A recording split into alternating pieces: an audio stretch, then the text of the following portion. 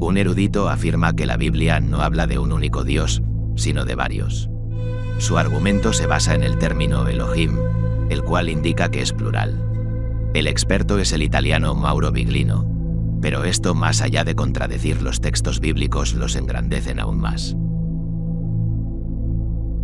De hecho, una de las críticas más fuertes y centro de enteros debates es el término Elohim.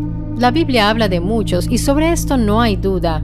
Y si como habla de tantos, tantos es por definición plural. Así que quiere decir que este Dios que dio esos mandamientos estaba muy consciente de los otros. Y nunca dijo, los otros no existen, no los tendrás. La misma escritura describe cómo llegaron a existir distintas entidades con diferentes funciones en el plano espiritual y que muchas de estas se rebelaron. Los términos plurales afirman que Dios, como el Padre Universal, ha tenido espíritus que terminan cumpliendo tareas específicas.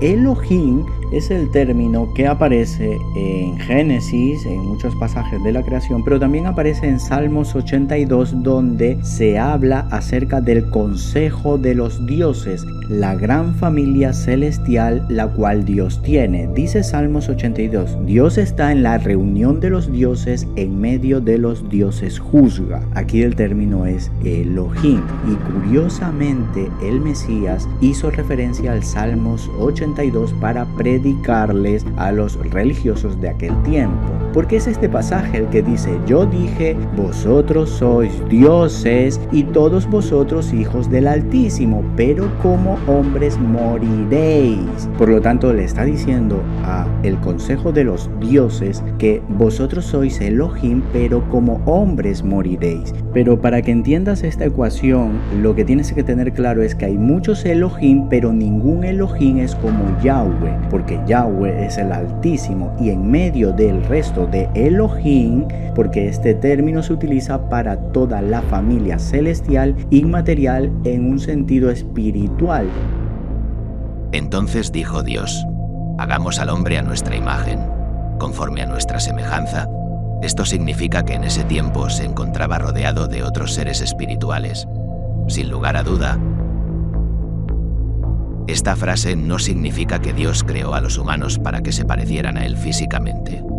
Más bien, esto parece apoyar la idea de que Dios dotó a los humanos de un cierto tipo de conciencia que no se les dio a los animales, a las aves ni a los peces. Según la propia historia, la religión de los sumerios es otro misterio que los investigadores aún tratan de descifrar. Los sumerios creían en una variedad de dioses y diosas, y cada dios tenía su propio dominio y poderes. También practicaron el politeísmo, la creencia en muchos dioses, y creían firmemente en la magia. Esto explicaría que los vigilantes que se mezclaron con las mujeres en la antigüedad eran los llamados ángeles de la Biblia, que poseían conocimientos en determinadas ramas del cosmos, y al tener esta ventaja se proclamarían como dioses, reclamando el liderazgo de distintas regiones. Los Anunnaki son llamados los dioses creadores de la antigua Sumeria y también Babilonia. Nuestros ancestros pensaban que eran seres divinos y mágicos que, según ellos mismos, bajaron desde el cielo. El relato bíblico dice que los hijos del Dios verdadero empezaron a fijarse en las hijas de los hombres, que ellas eran bien parecidas o hermosas. Estos, hijos del Dios verdadero, eran seres espirituales que se rebelaron contra él, abandonaron su propio y debido lugar de habitación, en el cielo, tomaron forma humana y se casaron con todas las mujeres que quisieron. De esta unión antinatural nacieron unas criaturas híbridas fuera de lo común, gigantes que intimidaban a los demás y que llenaron la tierra de violencia. La Biblia los describe como los poderosos de la antigüedad, los hombres de fama. Tras su paso dejaron un legado de violencia y miedo. Pero la gente busca hacia su propia conveniencia, tal y como lo dice la Biblia. Profesando ser sabios, se hicieron necios y cambiaron la gloria del Dios incorruptible en semejanza de imagen de hombre corruptible.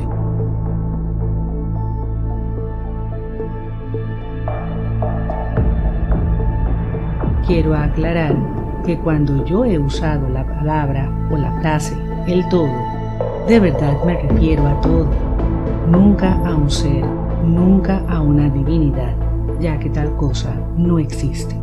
Si solo existe el todo, ¿quién creó al todo? Muchos se niegan a ver lo que no se puede ignorar. Las complejidades del universo, así como las complejidades del propio ser humano, el perfecto funcionamiento de nuestra máquina biológica llamada cuerpo, testifican una sabiduría misericordiosa que nos permite experimentar la vida y estar aquí. Lo menos que podemos hacer es reconocer y agradecer a nuestro Padre Universal Creador. Hoy podemos demostrar científicamente la existencia de una conciencia primera, de una inteligencia primera, de un diseñador inteligente. Es el principio de todas las religiones. Nosotros le llamamos Dios, otros le llaman Jehová, Alá, Tao, el registro acásico, Brahman, llámele como quiera. Entonces, si Dios existe, ¿también existe el diablo? El mundo del maligno, la sociedad humana organizada de él, está compuesto de diversas partes que tienen estrecha conexión entre sí. En la Biblia, la expresión «el mundo» a veces sencillamente significa la humanidad en general. Dios envió a su Hijo para que éste diera su vida como rescate por este mundo de la humanidad.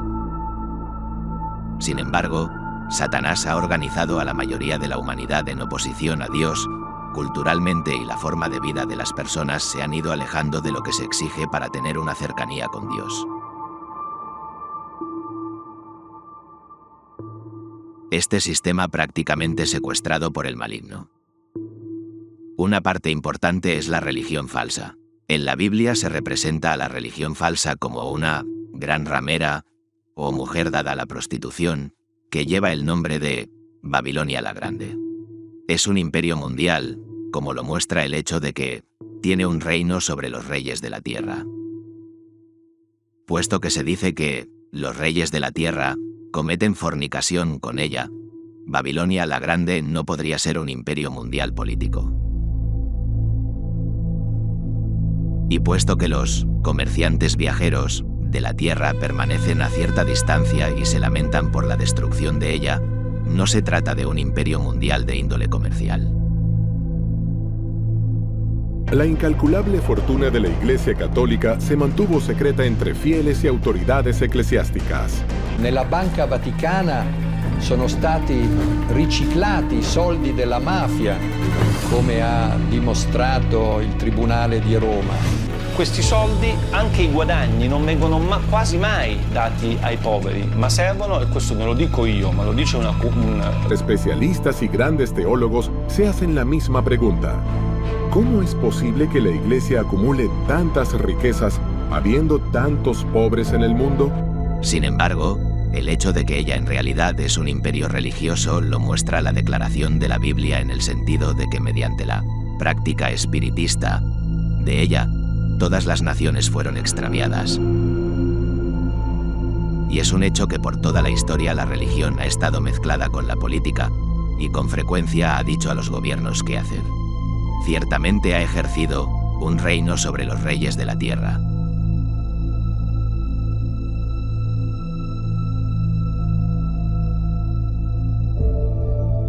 Más prueba de que estos reinos o gobiernos son parte del mundo de Satanás es el hecho de que Satanás tentó a Jesús mediante ofrecerle estos reinos.